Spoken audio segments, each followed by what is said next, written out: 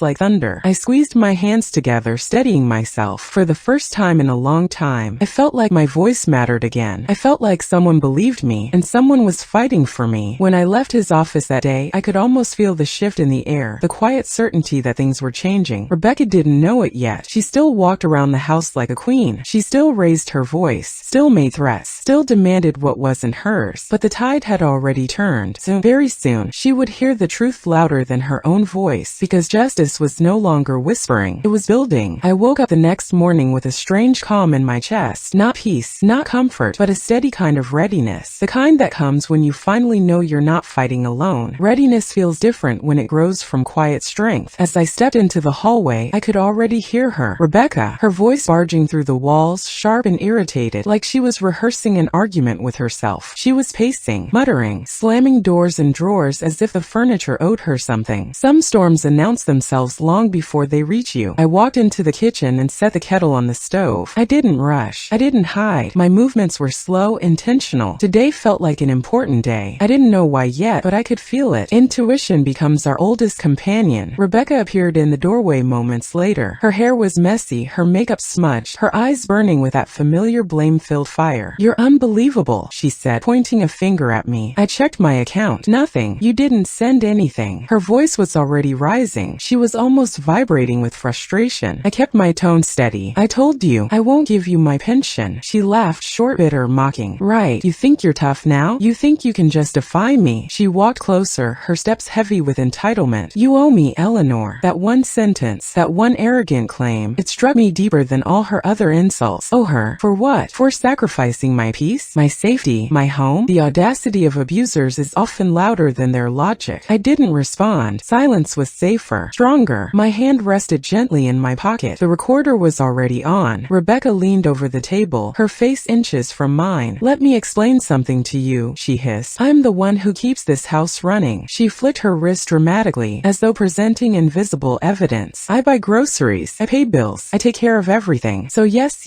you owe me." I blinked slowly. She didn't pay the bills. She didn't buy groceries. She didn't take care of anything. But people like her rewrite reality to soothe their anger. Delusion becomes a shield for the cruel. I finally spoke softly. "Rebecca, this is my home." Her eyes widened, like I had slapped her with the truth. "Your home?" she repeated, voice rising an octave. "Really? You think this place still belongs to you?" She snorted, mocking me. "You're old, Eleanor. Old. And old people don't get to make decisions." Her words sliced deeper than she knew. Age becomes an easy target for those who lack empathy. I turned my eyes back to the kettle as it began to whistle softly. Steam curled upward, graceful and calm. Everything she wasn't. But Rebecca wasn't done. She moved around the table and stood directly in front of me. "You want the truth?" she said, voice trembling with hatred. "I'm tired of you. Tired of your attitude. Tired of you acting like you still matter." Her voice cracked on the last word. Matter. She didn't want me to matter. That was the root of all her cruelty. The cruel fear losing control more than anything else. I set the kettle down gently. My hand hovered over my pocket again. The recording continued. Rebecca crossed her arms and leaned over me like she was interrogating a criminal. "You're going to give me that money," she said. "Maybe not today, but you will, because I will not let some stubborn old woman ruin my life." Her voice grew louder. "Do you hear me? I won't let you ruin it. I deserve that money. I deserve comfort. I deserve everything this house can give." She stepped even closer. "And if you don't give it to me, I swear I'll find a way to get you out of here." My heart thudded, but my voice stayed steady. "How, Rebecca?" She smirked. "Oh, that's easy. I'll tell the family you're getting forgetful, that you're confused, that you're becoming a danger to yourself." Another smirk. People believe younger voices. They always do. The words settled in the air like poison. Some threats don't need volume to be deadly. I felt something shift inside me then. Something quiet but firm. Something that had been building for weeks. I straightened my back. For the first time, I met her gaze without lowering mine. She didn't like that. She scoffed angrily. "What are you looking at?" She waved her hand dismissively and turned away, reaching for her phone. "I'm calling your son," she muttered. "Let's see what he thinks when I tell him you're losing it." I stayed silent. She dialed. The phone rang. She paced. She scowled. No answer. Rebecca slammed the phone onto the counter. "Useless," she muttered. "Everyone is useless." She stomped toward the hallway, anger trailing behind her like smoke. When her door closed, I finally allowed myself a long breath. My legs trembled slightly, but my spirit did not. This wasn't just evidence anymore. This was a pattern, a timeline, a clear display of her intentions and threats. Daniel would know exactly what to do with it. Justice needs patience, but it never forgets. I walked to my room, sat on the edge of my bed, and replayed her words in my mind, not to torture myself, but to remind myself that every line she spoke was another brick in the wall she was building around her own downfall. I sent Daniel a message. More threats today. Very clear ones. "I have have them recorded," he replied almost instantly. "Good. Keep them safe. We're very close. Very close." Those words created a warm tremor in my chest. For months, I had been shrinking inside my own home. For weeks, I had been afraid of my own daughter-in-law. For days, I had been collecting proof of her cruelty. Now